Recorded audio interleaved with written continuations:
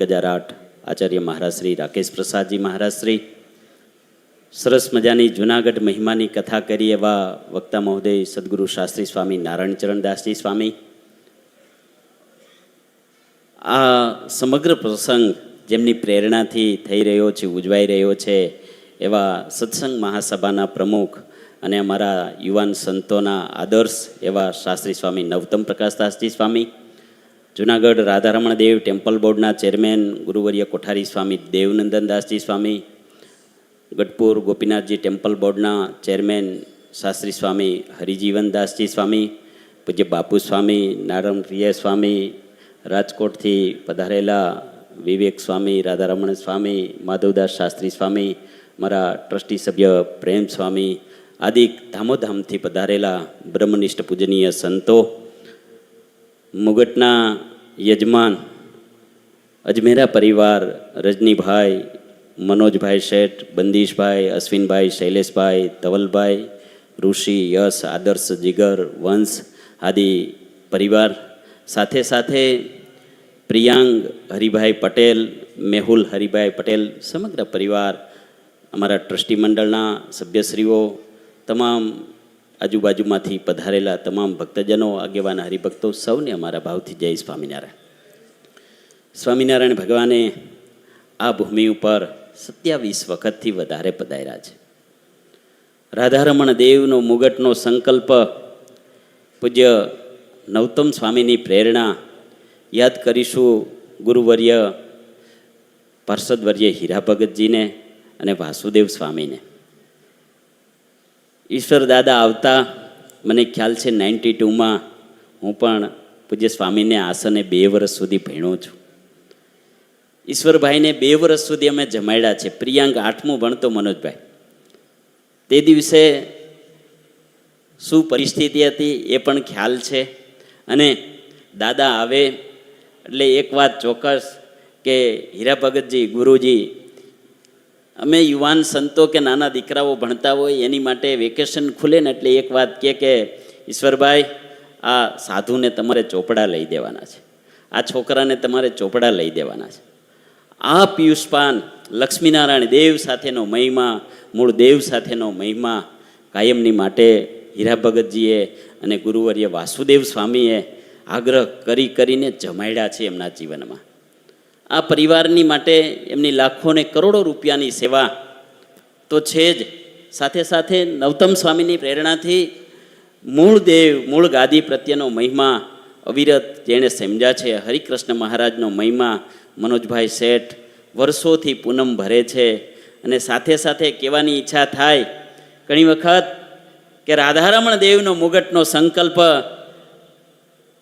મોટા શેઠને જ્યારે પૂજ્ય સ્વામીએ તો કીધો, પણ અહીંયા જ્યારે શ્રાવણ મહિનામાં શેઠ આવ્યા ને શેઠનો ફોન આવ્યો મનોજભાઈનો કે કાકા આવવાના છે સ્વામી.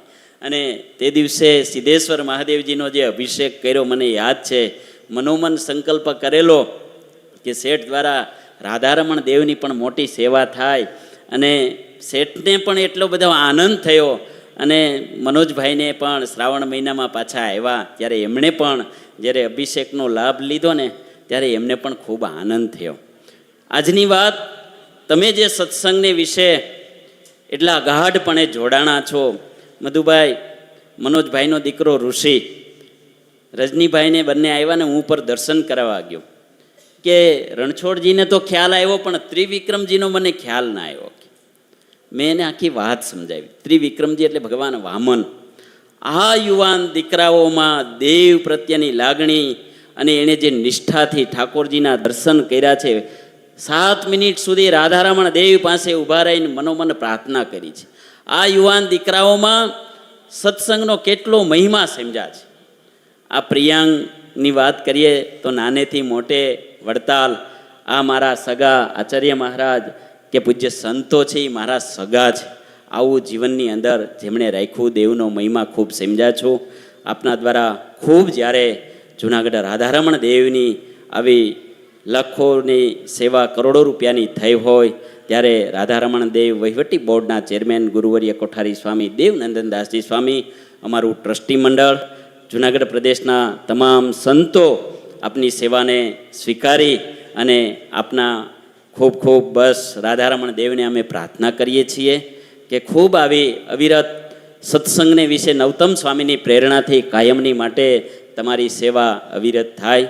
સાથે સાથે પૂજ્ય નવતમ સ્વામી માટેની વાત આવે, સ્વામીને ગમે નહીં.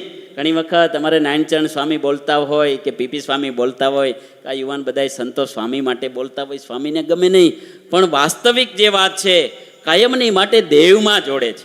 આ સાધુ એવા છે, કરોડો રૂપિયાની સેવા કાયમની માટે દેવની કરવાની એ વાત કદાચ મનોજભાઈ શેઠ કરોડ રૂપિયાની ગાડી કે ને તો શેઠ લઈ દે, પણ નહીં, દેવની સેવા કરવાની આ ઉપદેશ કાયમની માટે નવતમ સ્વામીનો રહ્યો છે.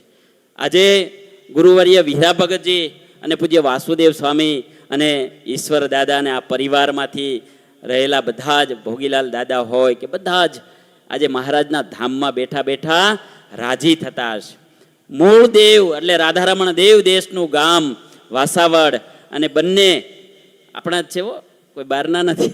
અમારા પ્રિયાંકભાઈ પણ મૂળ એની જેનું વાવડી ગામ એ પણ રાધારમણ દેવ દેશનું ગામ. અને જ્યારે રાધારમણ દેવ દેશના ભક્તો જ્યારે રાધારમણ દેવની સેવા કરતા હોય ત્યારે આપને ખૂબ આનંદ થાય. જુનાગઢ પ્રદેશના તમામ સંતો, જુનાગઢ પ્રદેશના તમામ હરિભક્તો વતી બસ વિશેષ પ્રાર્થના કરીએ. પૂજ્યપાદ મહારાજશ્રીની વાત, 21 વર્ષના વાણા વહી ગયા અને 21 વર્ષ અને 22મું વર્ષ શરૂ થઈ ગયું હોય અને આવા સંપ્રદાયની અંદર ઐતિહાસિક કાર્યો જ્યારે પૂજ્યપાદ મહારાજશ્રીના નેતૃત્વમાં થઈ રહ્યા હોય ત્યારે ખૂબ આનંદ થાય.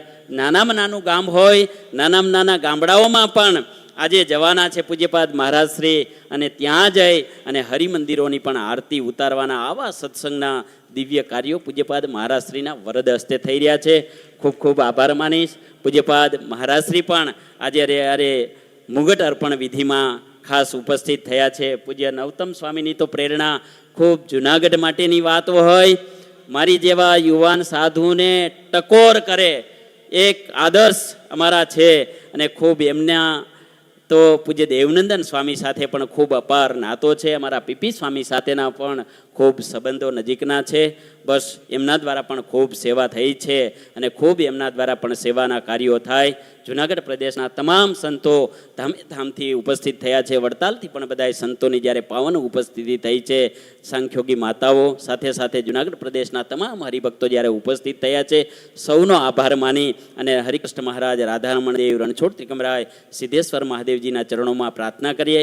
અમારા બોના ટ્રસ્ટી અને ચેરમેન સ્વામી પૂજ્ય દેવનંદન સ્વામી, ટ્રસ્ટી સભ્યો જ્યારે ઉપસ્થિત છે, તમામ વતી બસ આપ સર્વેનો આભાર સહ અસ્તુ. જય સ્વામિનારાયણ.